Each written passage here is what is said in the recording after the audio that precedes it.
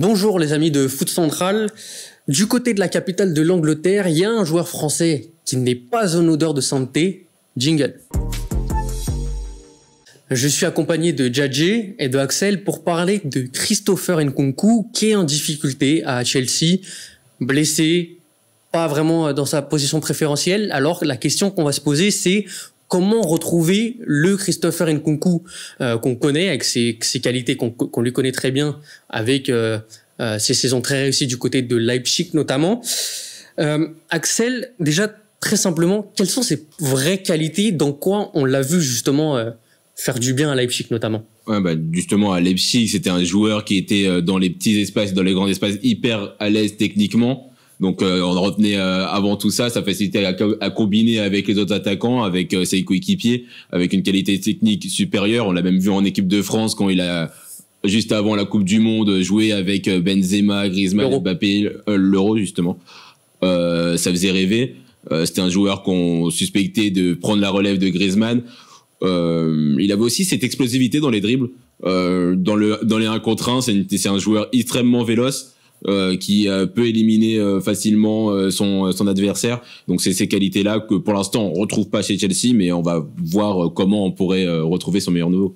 Et justement, du coup, pour rebondir un peu sur ce que dit Axel, Djadjé, à quel poste du coup tu penses qu'il est capable de faire ça? Est-ce que c'est quoi son vrai poste aujourd'hui? Est-ce que c'est dans l'axe? Est-ce que c'est sur un côté? Est-ce que c'est accompagné d'un numéro 9? C'est quoi sa position pour toi? Déjà pour moi c'est pas du tout sur un côté. Je trouve que ses qualités elles collent pas avec le fait d'être collé à la ligne. Voilà, c'est pas un ailier de débordement du tout. Je le vois bien en soutien de l'attaquant en fait. En soutien de l'attaquant, pourquoi? Parce que comme Axel l'a rappelé, il a vraiment des capacités à se connecter aux autres joueurs. Bon dans les petits espaces. Voilà, il aime vraiment les combinaisons. Il facilite le jeu, il fluidifie un peu le jeu. J'en veux pour preuve le but qu'il avait marqué notamment contre Liverpool où il passe entre tous ses joueurs etc. et il a fini petit filet. Et voilà, même pour revenir sur ses qualités, il a une très bonne finition. Voilà, il a vraiment un pied soyeux. Donc pour moi voilà, sa meilleure position ce serait vraiment derrière un attaquant ou derrière un attaquant en 10 ou en 9,5. Donc voilà, je le vois tourner autour de l'attaquant plutôt. Tu utilises un terme très intéressant, c'est tourner autour de l'attaquant. C'est quelque chose qu'on évoque aussi pour son concurrent, on va en parler, c'est Cole Palmer. Ouais. Est-ce que là déjà il n'y a pas un problème par rapport entre les deux déjà, puisque j'ai l'impression que déjà j'ai vu des gestes un peu d'énervement entre les deux. On dirait que finalement il y a une vraie concurrence entre les deux. Donc déjà comment remédier à ça vraiment cette saison et à long terme? Est-ce que cette saison, cette position d'ailier gauche comme tu disais pour Nkunku serait viable du coup, Axel? Alors là, pour l'instant, il est testé en ailier gauche, mais il a été testé aussi devant parce que là, il y a une pénurie d'attaquants à Chelsea. Donc on voit en fait, là tu as fait référence du coup au moment de friction entre Palmer et Nkunku. Ces deux joueurs, quand les deux sont dans l'axe, donc quand Nkunku est dans l'axe et Palmer en soutien, c'est deux joueurs qui décrochent et du coup qui jouent dans la même zone et qui se marchent sur les pieds. Donc finalement, oui, il y a des frictions, oui, il y a de l'incompréhension du coup dans ces joueurs-là qui ont du mal du coup à combiner ensemble et à être vraiment pertinents pour l'attaque de Chelsea. Et là, il est testé à gauche et ils ont même testé Maresca, je pense, a compris que Nkunku ça servait à rien de le mettre en 9. Il a mis Neto en 9 et Nkunku sur un côté, mais là encore on voit qu'il est un peu limité parce que c'est pas un ailier hyper explosif qui va détruire son vis-à-vis, déborder, centrer. C'est un ailier qui va du coup chercher à combiner directement avec son 9, mais là c'est plus une position du coup de Cole Palmer. Mais comment ça peut marcher?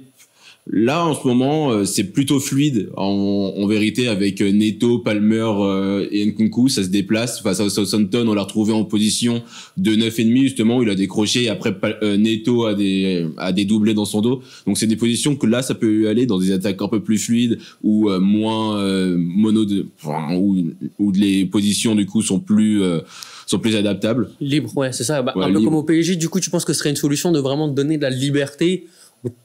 4 attaquants du coup? C'est ça. C'est avec 3 ou 4 attaquants où les positions sont pas figées. Donc entre un Neto, Palmer et Nkunku, tu vas bien comprendre qu'il y en a pas un qui va jouer en 9 pur. Donc beaucoup de mouvements et c'est là que Nkunku, quand il a cette liberté là, est le meilleur. Donc là, on a essayé d'avoir on a quand même un meilleur Nkunku. Et après, ce qui va aussi jouer dans sa faveur, ça va être d'enchaîner, parce que pour l'instant, à Chelsea, c'est pas le mot qui prône pour Nkunku. Ça va être vraiment trouver de la continuité pour voir comment il va trouver des automatismes et aussi du coup son rythme avec Chelsea.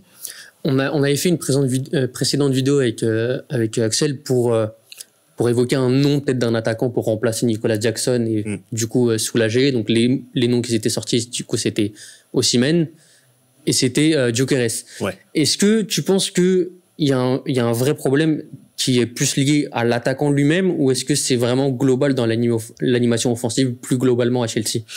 Moi, je pense que c'est vraiment lié au problème du neuf. Voilà, t'as pas un neuf, en fait. Les deux attaquants que tu viens de citer, c'est des attaquants qui sont capables de prendre la profondeur, qui sont très puissants physiquement, qui font des bons appels dans le dos, qui combinent plutôt bien avec le joueur qui les suit. Donc, pour moi, c'est vraiment le problème majeur de Chelsea. Si tu mets un attaquant, un vrai neuf, comme tu viens de les citer, je pense qu'il y a beaucoup de problèmes qui se régleront et les joueurs comme Palmer ou Nkunku, ils pourraient en bénéficier. Pour rebondir sur ce que tu disais par rapport au fait que Nkunku et Palmer, justement, ils cohabitaient pas très bien ensemble, j'ai l'impression que Maresca, tu sais, il veut donner les mêmes rôles aux deux et du coup, il se marche un peu sur l'épée, comme tu l'as dit. Sauf que les gestes d'énervement, voilà, pour moi, c'est pas révélateur vraiment que les deux ne peuvent pas cohabiter ensemble. C'est vraiment juste une histoire je trouve, de position sur le terrain. Après, Nkunku, je trouve qu'il a vraiment un body language et des attitudes, pour moi, qui sont très, très limites. Il était déjà en partance cet hiver, au Bayern. C'est ça. Et, pour moi, c'est très limite, même au niveau de l'implication sur certains matchs. Je veux bien que tu joues qu'en Conference League et tu peux être un peu frustré au vu de ton statut et comment on t'a amené à Chelsea. Donc voilà, t'étais élevé comme une figure de proue.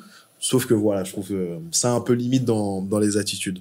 Pour en revenir à ta question de base, après, je trouve que oui, vraiment, recruter un attaquant, ça serait un attaquant de pointe, un vrai neuf qui finit les actions.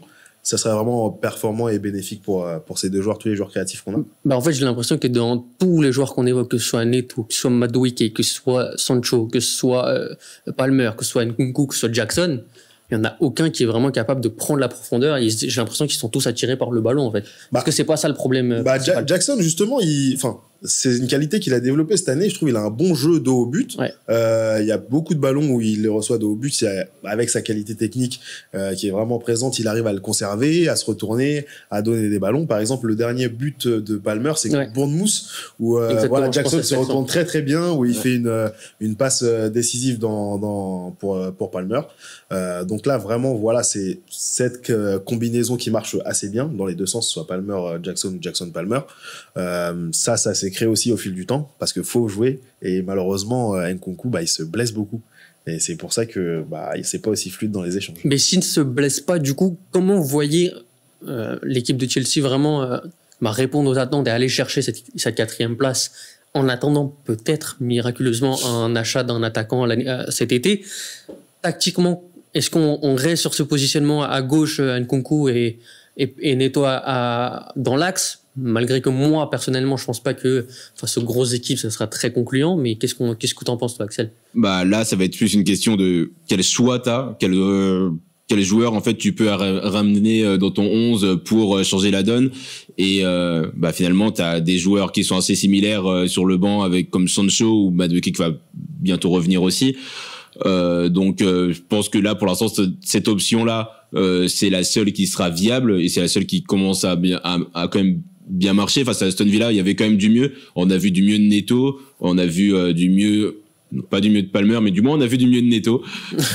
Et là, face à Nkunku, reprendre la confiance avec des matchs face à Southampton, là face à Leicester qui va arriver. Il y a de la Conference League aussi qui va arriver. Donc là, ça va lui permettre d'enchaîner 3 bons matchs plein entier avec Chelsea, ce qui n'a pas dû lui arriver souvent depuis qu'il est arrivé.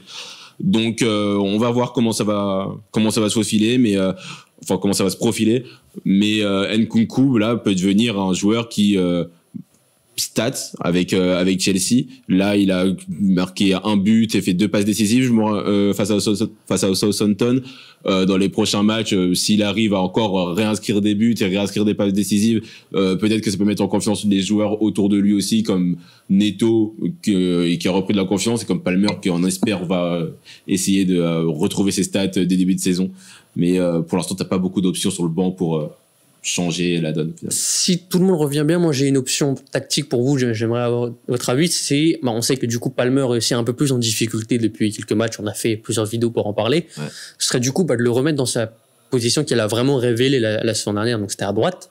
Et du coup, redonner cette position de 10 ou 9,5, on appelle ça comme on veut, à Nkunku. Et ensuite, à gauche, ça va se disputer entre Neto ou Sancho. Peut-être Madueke, après je sais pas s'il peut vraiment jouer à gauche. Et du coup, redonner l'axe, du coup, soit à Neto, soit à Nicolas Jackson. Qu'est-ce que t'en penses? Moi, je pense que ça peut être une solution viable. Après, le problème, c'est que, en fait, si tu mets ces trois-là, comme tu l'as dit, il y aura personne vraiment en point de fixation en 9. Donc, ce serait plus un 3-4-3, du coup. Je trouve que c'est une bonne solution dans la mesure où c'est assez resserré devant, quand même, dans un 3-4-3. Donc, t'as Palmer qui retrouve sa position préférentielle, comme tu l'as dit. Nkunku qui a le jeu un peu plus, devant lui. À gauche, ouais, voir Neto, voir pourquoi pas. Et après, c'est vrai que les trois, c'est quand même assez interchangeable, assez fluide. À voir avec le retour de Jackson, si Nkunku sera encore amené à être titulaire aussi. Donc, mais c'est vrai que ton idée me plaît sur le papier. Axel? Ouais, sur le papier, ça me plaît beaucoup.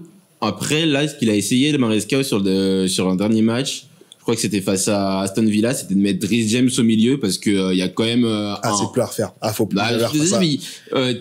T'as Caicedo et Enzo, surtout Caicedo qui baisse un peu le pied, et t'as un Lavia qui n'est plus là. Donc finalement, faut quand même resolidifier ce milieu de terrain, cet entrejeu, et Reece James peut être une solution à cette position-là. Ouais, mais sur le match d'Aston Villa, tu le vois, il y a beaucoup de pertes de balles. Je trouve que il a pas beaucoup de temps pour vraiment faire des passes, etc., pour s'organiser. C'était compliqué contre Aston Villa, je trouve. C'est clair que c'est un nouveau poste qui est compliqué. Mais en vrai, vous avez touché un point qui est important, qui est du coup forcément l'utilisation des latéraux, qui sera forcément aussi important pour des joueurs qui jouent sur les ailes. Du coup, ça a forcément un impact. Mais on évoquera ça plutôt pour une prochaine vidéo. Merci les gars de m'avoir accompagné pour cette vidéo. Merci à vous les amis de Foot Central pour nous donner toujours autant de force. N'hésitez pas à nous dire ce que vous pensez de cette question, à quel poste vous aimeriez voir Nkunku évoluer pour le restant de cette saison à Chelsea, et surtout likez et partagez. Et je vous dis à la prochaine. Salut.